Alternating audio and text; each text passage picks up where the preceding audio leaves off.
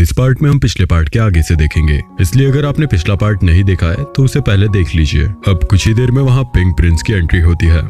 ये वही लड़का था जिसका हमने और सभी मिशन पर आने वाले डिसेबल्स ने देखा था। ये इविल इंसेक्ट का ही मेंबर है और इसके बारे में ज्यादा किसी को भी नॉलेज नहीं है। बस इतना ही पता था कि इसका वेपन भी एक ब्लड रिफाइंड वेपन है और ये जो सूट पहने हैं ये भी किसी खास तरह का है। उसका काम हम बाद में देखेंगे। तो पिंक प्रिंस वहाँ उस लड़के की भी बॉडी लेते आ रहा था जो लड़का वहाँ से भाग गया था। जाहिर सी बात है पिंक प्रिंस ने ही उसे मारा होगा। अब वो वहाँ आकर एक मैजिक का यूज करता है और वहाँ पर 10 फ्लाइंग बीस्ट को समन कर देता है। वैसे फेंग हांग के द्वारा पढ़ी हुई बुक को देखें तो उसके मुताबिक ये बीस्ट बहुत पावरफुल है, साथ ही एक बीस्ट को हराना भी बहुत मुश्किल है। पर अब यहाँ 10 बीस्ट एक साथ हैं।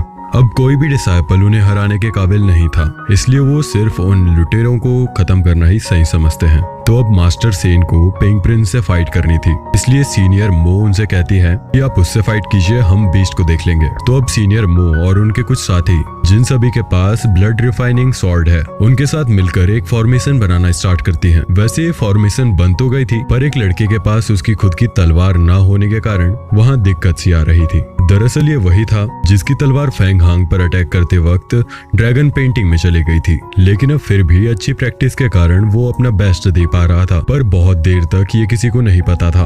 अब पहले वो एक बैरियर बनाते हैं, उसके बाद उससे वो एक बड़ी सी सॉर्ड बना लेते हैं। अब इस एनर्जी से बनी तलवार से वो कई बीस्ट को खत्म कर देते हैं। इस दौरान वो लड़का सीनियर मो को 2-3 बात बताता है, लेकिन सीनियर मो उससे कुछ और देर का टाइम मांगती है।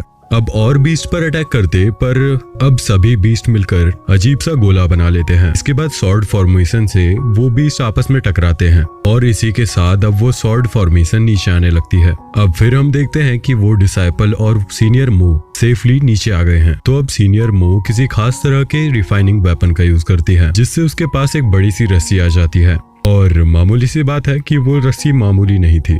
इससे वो आराम से सभी बीस्ट को पकड़ लेती हैं और ये देखकर पिंक प्रिंस वहां आता है, लेकिन वो भी ये देखकर थोड़ा शॉक सा था। उसके बाद जब उसकी और मास्टर सेन की फाइट स्टार्ट होती है तो वो सब डिसाइपल अपनी अपनी तलवार मास्टर सेन को यूज करने देते हैं। वैसे बिना परमिशन के मास्टर सेन भी उन्हें यूज नहीं कर सकते थे क्योंकि सभी की सभी ब्लड कनेक्टेड हैं। अब 5 और सॉर्ड की वजह से जैसे मास्टर सेन के 5 क्लोन बन गए हों, उसी तरह मास्टर सेन हर एक सॉर्ड को अलग अलग कंट्रोल कर रहे थे और इसी के साथ आखिर में वो पिंक प्रिंस के पेट में तलवार मार ही देते हैं क्योंकि सिर्फ वही ही सूट नहीं था, वरना कहीं और मारने का तो कोई फायदा नहीं होता। पर अब सबको लग रहा था कि वो मर गया, लेकिन ऐसा नहीं था। वो ठीक हो जाता है और कहता है कि तुम्हें सच में लग रहा था कि मैं इतना कमजोर होऊंगा, और वैसे भी वो लोग तुम्हें इतने के लिए थोड़ी ना इमोर्टल एलिक्सर दे देंगे। अब वो वहाँ खड़े हर एक लुटेरे की सोल कलेक्ट कर उन्हें एक साथ रिलीज करता है। उसकी वजह से सभी लोगों की बॉडी उस डार्क सोल के कारण आउट ऑफ कंट्रोल हो जाती है और सभी वहीं गिर जाते हैं।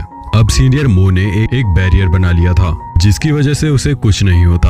अब हम देखते हैं कि सीनियर हुआ भी सीधे उसी तरफ आ रहे थे क्योंकि उन्हें भी इस चीज का थोड़ा सा आभास हो गया था। दूसरी तरफ हमारा हीरो फेंग हांग भी ठीक था और अब उसे लगता है कि उसके बॉडी में गोल्डन एलेक्सर है, तो उसके वजह से उसका ब्लड बाकी सबसे यूनिक हो गया है। अब वो CIO के पास जाने लगता है उसे भी अपने ब्लड की ड्रॉप देने।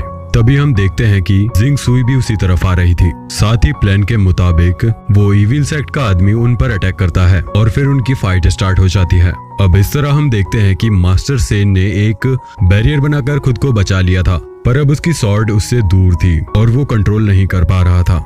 इस कारण से उन्हें वो चाहिए थी, तभी वो कुछ आगे कर सकते थे। पर जब वो उस बैरियर में से निकलते हैं इतने में ही पिंक प्रिंस उस तलवार को दूर फेंक देता है। अब वो एक बार और कोशिश करते हैं, लेकिन असलियत में हमें पता चलता है कि वो तो वहाँ से भागना चाहते थे। अब ये देखकर पिंक प्रिंस बहुत हंसता है। साथ अब वो रुक सकता था क्योंकि अब उसे कोई खतरा नहीं था, पर अब इस लड़ाई में उसे भी बहुत चोट आई थी और तो और उसके मुंह से खून निकल रहा था। अब सीनियर मो भी कोशिश करके देखती है, लेकिन वो भी कामयाब नहीं हो पाती, बल्कि अब वो फॉर्मेशन भी नहीं बना पाती। और फिर पिंक प्रिंस उसे उड़ाता है और उसकी सोल ऑब्जर्व कर लेता है। इसी बीच फेंग हांग को ये सही मौका लगता है, इसलिए वो बिना सोचे अटैक कर देता है।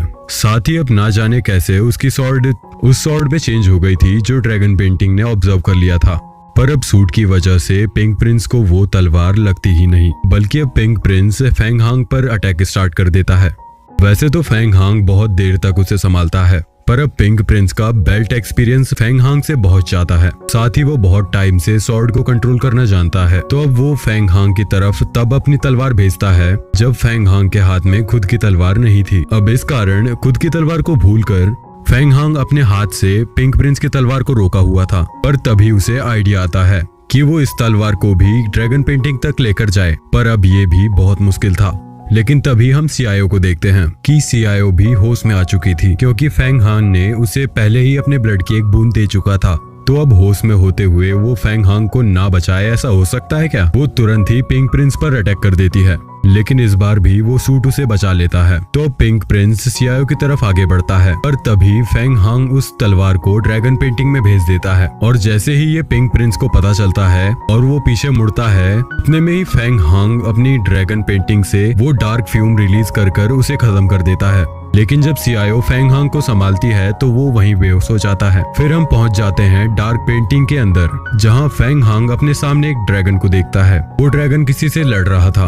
अब तभी हम दूसरी तरफ देखते हैं कि मास्टर सेन भी अब सीआईओ से मिल चुके थे और उन्हें हेल्प के लिए ले उसी जगह पर जाने लगे थे। यहाँ पर फेंग हांग देखता है कि वो ड्रैगन एक ह्यूमन फॉर्म में आ गया है। अब होश में आकर वो ड्रैगन फेंग हांग को बताता है कि वो फेंग हांग के बारे में हर एक बात जानता है, कि उसने कैसे कैसे खुद को स्ट्रॉन्ग किया था। वो बताता है कि उसकी एक विश है कि वो इस पूरी दुनिया को बुराई से आजाद करना चाहता है, लेकिन अभी वो बहुत वीक है और पूरी पावर के लिए उसे अभी बस 3649 इस तरह के वेपन चाहिए। इस तरह से उसका मतलब था पिंक प्रिंस की स्वॉर्ड। अब फेंग हांग तो बहुत शौक हो जाता है और वो ड्रैगन कहता है कि चिंता मत करो, मैं तुम्हें कुछ टेक्निक सिखाऊंगा जिससे तुम उन्हें आसानी से कलेक्ट कर पाओगे। अब इसके बाद फेंग हांग को होश आता है और ये देख सीआईओ बहुत खुश हो जाती है। और फिर हम देखते हैं कि फेंग हांग बाकी जो लोग डार्क सोल से बेहोश हुए थे उन्हें होश में लाने को कहता है। तो सबसे पहले वो जिंग को होश में लाता है, लेकिन यहाँ पर जिंग का अलग ही रूप देखने मिलता है। वो सच में बहुत ही लालची लड़का था,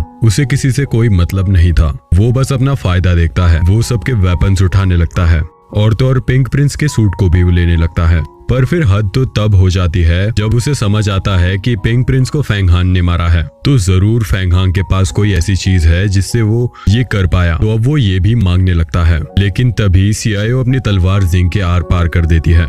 अब ये फेंग हांग को गलत लगता है, पर सीआईओ उसे समझाती है कि इसमें कुछ गलत नहीं है। साथ ही वो कहती है कि तुम्हें फ्यूचर में कई बार इनसे लड़ना पड़ सकता है, जिसमें तुम कुछ गलत बोल तक न सकते हो, पर जो गलत है वो गलत है और हमने सही ही किया। अब इसके बाद फेंग हांग अपनी बॉडी से ड्रैगन को निकालता है और वो ड्रैगन वहाँ मौजूद हर एक काम की चीज अपने साथ लेकर फेंग हांग के पास आकर उस ड्रैगन पेंटिंग में चला जाता है। अब इसके बाद वो दोनों वहाँ से जाने लगते हैं, क्योंकि उन्हें पता था कि मास्टर सेन किसी न किसी को हेल्प के लिए लेकर आएंगे। अब उनके जाने के कुछ ही देर बाद वहाँ पर मास्टर सेन सीनियर हुआ के साथ आ गए थे। अब सीनियर हुआ वहाँ जिसके बचने की उम्मीद थी उसे उठा लेती हैं। साथ ही वो उन्हें आइस से कवर कर देती हैं, जिससे कोई भी प्रॉब्लम और ना फैले। अब मास्टर सेन कहते हैं कि फेंग हांग यहाँ नहीं है, हमें उसे ढूंढना चाहिए।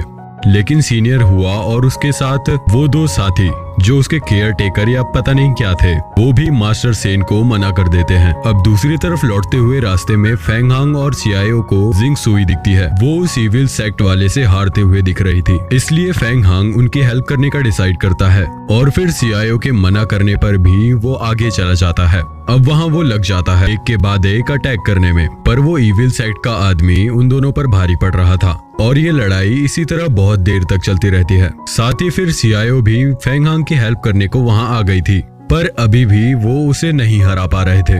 अब और बहुत टाइम फाइट चलने के बाद वो आदमी और जिंग सुई दोनों ही अपना स्ट्रॉन्गेस्ट अटैक करते हैं, लेकिन इसमें भी जिंग सुई ही हार रही होती है और ये देख फेंग हांग उसकी मदद करने के लिए जाने लगता है, पर सीआईओ उसे रोकती है, मगर वो नहीं रुकता और कहकर जाता है कि चिंता मत करो, मुझे कुछ नहीं होगा। अब वहीं कुछ दूर से जिन सिताई की उधर ही नजर थी, साथ ही वो अटैक करने का भी प्लान बनाया हुआ था। तो फेंग हांग को आगे बढ़ते देख ड्रैगन उससे कहता है कि आगे मत बढ़ो, हम उसे नहीं हरा पाएंगे, हमारा मैजिक अभी इतना स्ट्रांग नहीं है। लेकिन अब वो इंसान जिसने उसकी पूरी जिंदगी बदल दी, जिसने उससे पहली बार इंसानों की तरह बात की, साथ ही उसे नौकर ना समझा और उसी की वजह से आज फेंग हांग की एक सच्ची दोस्त बन पाई है। तो अब ऐसे फरिश्ते को मदद चाहिए हो तो फेंग हांग कैसे पीछे हट सकता था। तो अब सामने आकर वो पूरी ताकत से अटैक करता है, पर कोई मतलब नहीं था क्योंकि वो आदमी बहुत ज्यादा स्ट्रॉन्ग था। तो अब जिंग सुई अचानक ही अपने न्यू स्टेज पर पहुंच जाती है। वो वहाँ एक ड्रैगन समन कर लेती है, मगर अभी भी फेंग हांग सामने था और उस आदमी के अटैक को रोकने की कोशिश में लगा था। लेकिन इस बार भी उसे प्रोटेक्ट करने के लिए वहाँ सीआईओ आ जाती है। वो तुरंत उसे सामने से हटाकर पूरा अटैक खुद ही झेल लेती है। पर अटैक खत्म होने के बाद नीचे गिरने से पहले ही जिंग सुई सीआईओ को बचा लेती है और फिर उस आदमी पर एक साथ 2 ड्रैगन से अटैक कराती है। अब वो आदमी बहुत बुरी तरह से डैमेज हो चुका था, साथ ही वो समझ चुका था कि जिंग सुई ने अपना लेवल अपग्रेड किया है, तो अब वो जिंग सुई से जीतने की उम्मीद भी नहीं कर सकता, इसलिए वो वहाँ से चला जाता है। अब फेंग हांग और सीआईओ दोनों ही वापस जा रहे थे, पर अचानक सीआईओ के मुंह से ब्लड निकलने लगता है और वो अपनी पूरी एनर्जी खो देती है। ये साफ था कि ये सब उस अटैक की वजह से ही हो रहा था। तो अब फेंग हांग उससे पूछता है कि तुमने आखिर ऐसा क्यों किया? तो सीआईओ जवाब देती है कि तुम्हें याद होगा कि मैंने तुम्हें प्रोटेक्ट करने का वादा किया था।